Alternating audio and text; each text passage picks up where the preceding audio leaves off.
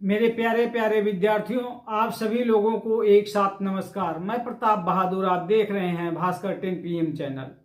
मेरे प्यारे विद्यार्थियों, यदि आपको हीरा और शिक्षा दोनों में से एक चुनने का मौका मिले तो आप क्या चुनेंगे?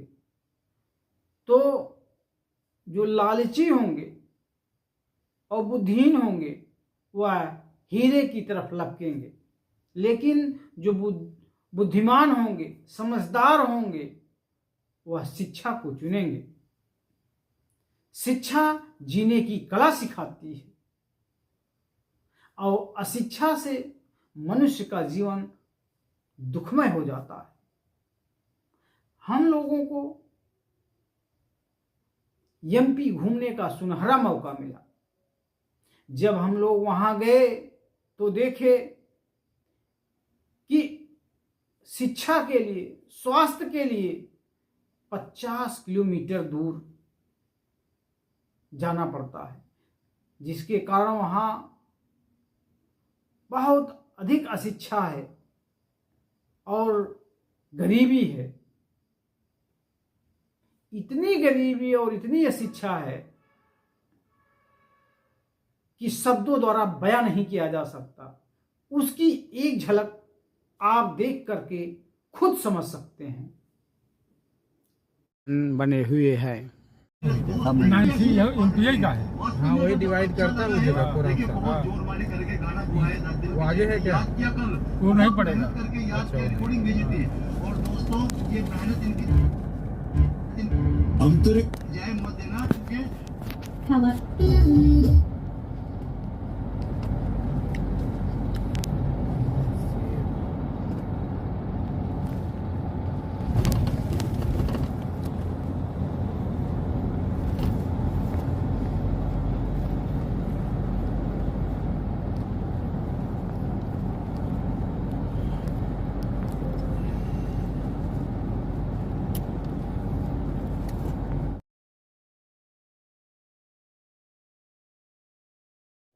जैसे आप यहाँ सब कुछ हो जाएगा।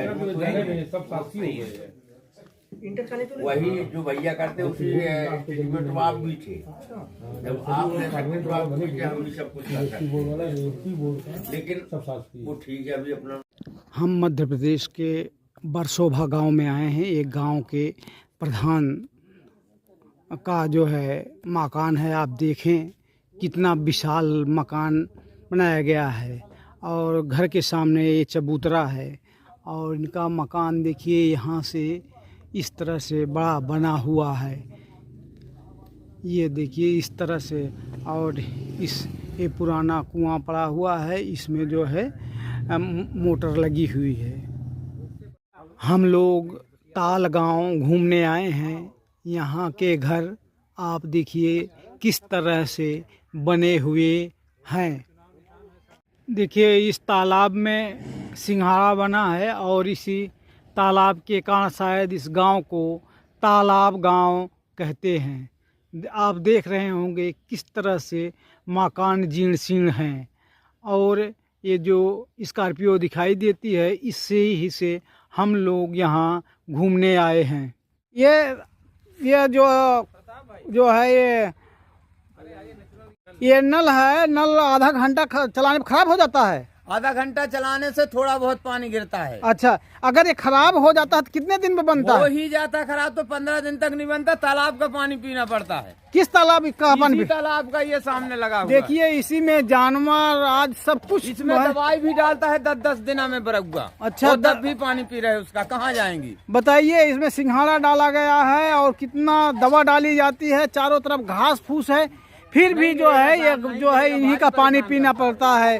ये स्थिति है तलाई गांव का। हम लोग पवई गांव में आए हुए हैं और ये देख रहे हैं किस तरह से यहाँ मकान बने हुए हैं। सरकार ने यहाँ अभी शिक्षा स्वास्थ्य की व्यवस्था नहीं की है।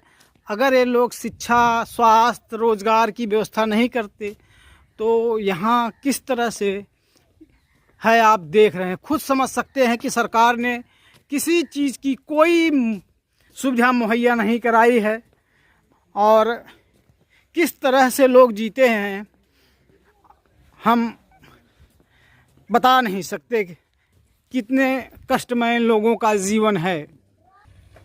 देखिए इस तरह से जो है खपरेल बने हुए हैं। लोग भटनवारा गांव में घूमने आए हैं। आप देख रहे होंगे कि वो पानी की टंकी जो है अभी बन रही है पानी पीने के लिए।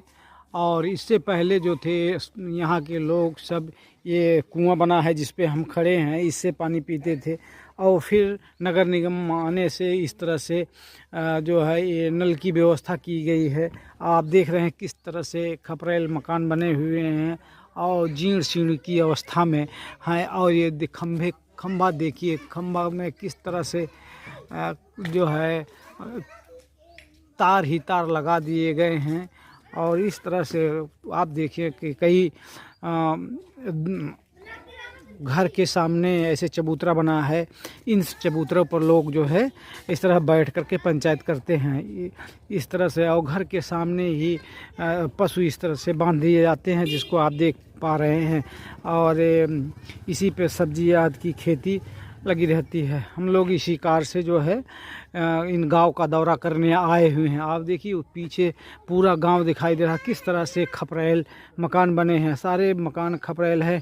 आगे थोड़ा ऐसे बना दिया जाता है और रंग दिया जाता है, इसलिए अच्छा लगता है थोड़ा। मध्य प्रदेश के पन्ना ज़िले का अमरी गांव है। आप देख रहे हैं यह पटेल बस्ती है। इस गांव में सबके पास 10 एकड़ 20 एकड़ 50 एकड़ ज़मीन है। लेकिन इन लोगों की स्थिति घर देख करके आप अंदाज़ा लगा सकते हैं कि किस तरह से है। नमस्कार, मैं प्रताप बहादुर। इस ताल गांव में हम लोग आए हैं यहाँ की जन समस्याओं को समझने के लिए। हमारे साथ डॉक्टर SP सिंह पटेल साहब और जंग बहादुर पटेल साहब और उदय राज सर हैं और श्याम सुंदर सर हैं और यहाँ के गांववासी हैं। इस ताल के किनारे हम लोग खड़े हुए हैं। यहाँ की समस्या देख करके ये पूछने की इच्छा हुई। अच्छा तो भाई साहब, आपके गांव में कितने लोग BA किए हैं? BA 4-6 लोग किए। अच्छा, और B.Ed कितने लोग किए हैं? B.Ed 4-6 लोग किए। अच्छा, B.Ed 4-6 लोग किए हैं। कितने लोगों ने नौकरी पाई है? अभी नौकरी किसी ने नहीं पाई। किसी ने नौकरी नहीं पाई। अच्छा, चलिए B.Ed कर लिए लेकिन किसी को नौकरी नहीं मिली है। ठीक, तो और चलिए कि यहाँ जो हॉस्पिटल है वो हॉस्पिटल यहाँ से कितना दूर है? 15 किलोमीटर। 15 किलोमीटर जाना पड़ता है। कोई समस्या होती 15 किलोमीटर जाना पड़ता है? 15 किलोमीटर जाना पड़ता है। अच्छा, तो BA जो या B.Ed आपको कितनी दूर जाना पड़ता है? B.Ed के लिए हम लोगों को पन्ना जाना पड़ता है। पन्ना का मतलब 50 किलोमीटर 50। आपको B.Ed करने 50 किलोमीटर है। 50 किलोमीटर से है 40 किलोमीटर। 50 किलोमीटर B.Ed भी करने के लिए 50 किलोमीटर जाना अच्छा, पड़ता है।